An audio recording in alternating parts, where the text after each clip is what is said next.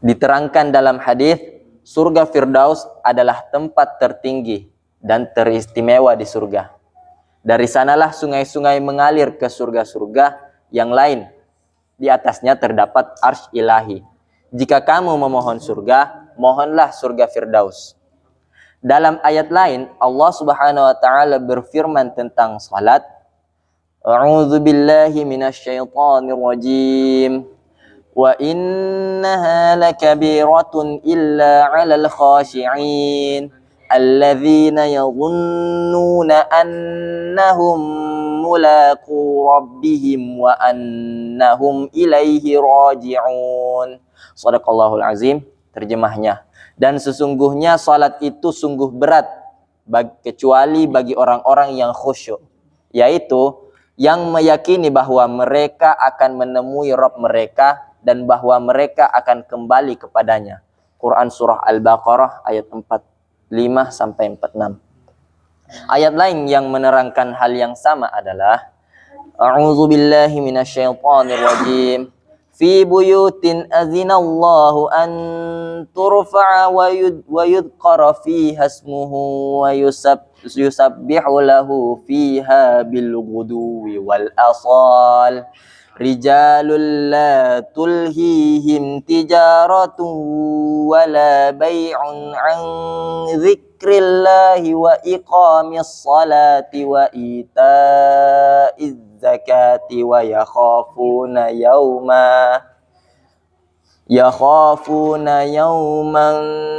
tataqallabu fihi al-qulubu wal absar liyajziyahumullahu ahsana ma 'amilu wa yazidahum min fadlih wallahu yarzuqu man yasha'u bighairi hisab. Shadaqallahul azim. Terjemahnya, bertasbih kepada Allah di masjid-masjid yang telah diperintahkan untuk dimuliakan dan disebut namanya di dalamnya ketika pagi dan petang. Laki-laki yang tidak dilalaikan oleh perniagaan dan tidak pula oleh jual beli dari mengingat Allah dan dari mendirikan salat dan dari menunaikan zakat, mereka takut akan hari yang pada hari itu hati dan penglihatan menjadi goncang. Mereka mengerjakan yang demikian itu agar Allah memberi balasan kepada mereka dengan amalan mereka yang baik dan agar Allah menambah karunia-Nya kepada mereka dan Allah memberi rezeki kepada siapa saja yang dikehendakinya tanpa batas.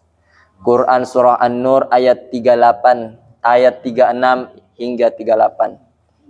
Seorang penyair mengungkapkan, Engkaulah Tuhan yang maha pemberi bagi hambamu. Puji rahmatmu senantiasa terbuka setiap waktu. Sayyidina Abdullah bin Abbas radhiyallahu anhuma berkata, sungguh mendirikan salat adalah kita sujud dan ruku sebaik mungkin, yakni bertawajjuh atau berkonsentrasi sepenuhnya dalam salat. Syekh Qatadah rahimahullahu ta'ala berpendapat bahwa mendirikan salat adalah menjaga waktu wudu dengan sempurna, ruku dan sujud dengan sebaik-baiknya. Inilah maksud iqamatus salah, mendirikan salat dalam ayat-ayat Al-Quran. Dikutip dari kitab Durrul Al-Mansur. Dalam ayat lain Allah Subhanahu wa taala memuji orang-orang yang mendirikan salat dengan firman-Nya, A'udzubillahi minasyaitonir rajim. Wa ibadur rahmanil ladzina yamshuna 'alal ardi haunan wa idza khatabahumul jahiluna qalu salama. Walladzina yabituna lirabbihim sujjadan wa qiyama. Shadaqallahul azim. Terjemahnya, dan hamba-hamba Allah yang maha penyayang ialah orang-orang yang berjalan di muka bumi dengan rendah hati, tidak angkuh ketika berjalan, Dan apabila orang-orang jahil menyapa mereka dengan ucapan yang bodoh, mereka mengucapkan kata-kata salam, kata-kata yang menghindarkan mereka dari terlibat dengan orang-orang bodoh tersebut, atau sekedar salam. Dan orang-orang yang menghabiskan malamnya dengan bersujud dan berdiri untuk Rabb mereka. Quran Surah Al-Furqan ayat 63 hingga 64. Dalam ayat-ayat selanjutnya Allah Subhanahu wa taala berfirman setelah menerangkan beberapa sifat mereka. A'udzu billahi minasyaitonir rajim. Ulaika yujzaunal ghurfata bima sabaru wa yulqauna fiha tahiyyatan wa salama khalidina fiha wa hasunat mustaqarran wa muqama. Shadaqallahul azim. Terjemahnya, mereka itulah orang-orang yang dibalas dengan tempat tinggal yang tinggi di surga atas kesabaran mereka berpegang teguh kepada agama, dan mereka disambut oleh para malaikat dengan penghormatan dan ucapan selamat di dalamnya. Mereka kekal di dalamnya. Betapa indahnya surga sebagai tempat tinggal dan kediaman. Quran Surah Al-Furqan ayat 75-76. Dalam ayat yang lain Allah Subhanahu wa taala berfirman, A'udzu billahi minasyaitonir rajim. Wal malaikatu yadkhuluna 'alaihim min kulli bab. Salamun 'alaikum bima sabartum fa ni'ma 'uqbad dar. Shadaqallahul azim. Terjemahnya, dan malaikat akan masuk ke tempat-tempat mereka dari semua pintu seraya berkata, keselamatan atas kalian, keselamatan untuk kalian atas kesabaran kalian berpegang teguh pada agama. Maka alangkah baiknya surga sebagai tempat kesudahan. Quran Surah Ar-Ra'd ayat 23 hingga 24. Allah Subhanahu wa taala memuji orang-orang yang seperti ini dalam ayat A'udzubillahi minasyaitonir rajim. Tatajafa junubuhum 'anil madaji'i yad'una rabbahum khaufan wa tama'an wa mimma razaqnahum yunfiqun. Fala ta'lamu nafsum ma ukhfiya lahu min qurrati a'yunin jazaa'an bima kanu ya'malun. Shadaqallahul azim, yang artinya yang lambung mereka jauh dari tempat tidurnya, selalu mengerjakan salat di waktu malam. Mereka berdoa kepada Rabb-nya dengan rasa takut dari azabnya dan rasa harap pada pahala darinya. Dan mereka menafkahkan sebagian rezeki yang kami berikan kepada mereka. Seorang pun tidak mengetahui apa yang disembunyikan bagi mereka dari kenikmatan-kenikmatan yang menyejukkan pandangan mata sebagai balasan atas amal baik yang telah mereka kerjakan. Quran Surah As-Sajdah ayat 16 dan 17. Allah Subhanahu wa taala memuji orang-orang seperti ini dalam ayat A'udzubillahi minasyaitonir rajim. Innal muttaqina fi jannatin wa 'uyun akhizina ma atahum rabbuhum innahum kanu qabla dzalika muhsinin kanu qalilan minal laili ma yahja'un wa bil ashari hum yastaghfirun. Shadaqallahul azim.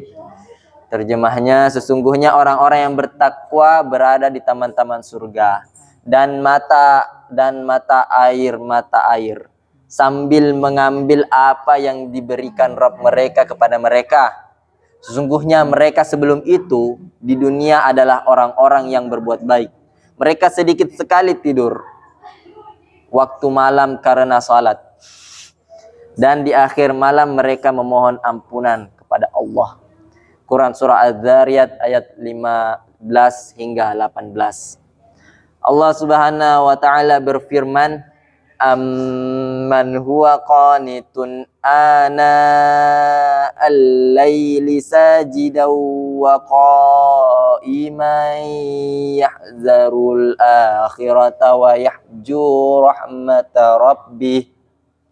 Qul hal yastawi alladhina la ya'lamuna walladhina la ya'lamun innama yatadhakkaru ulul albab. Ya, Shadaqallahul Azim. Terjemahnya, apakah sama orang-orang yang tidak beragama dengan orang-orang yang selalu beribadah ketika waktu-waktu malam, kadang-kadang sujud dan kadang-kadang berdiri? Ia takut kepada azab akhirat dan mengharap rahmat Rabb-Nya. Katakanlah, apakah sama antara orang-orang yang berilmu dan orang-orang yang tidak berilmu?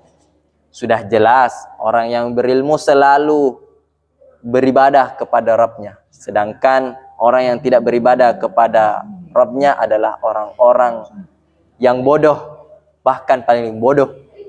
Sesungguhnya hanya Allah yang berakal yang dapat menerima pelajaran. Quran surah Az-Zumar ayat 9. Allah Subhanahu wa taala berfirman, A'udzubillahi minasyaitonir rajim.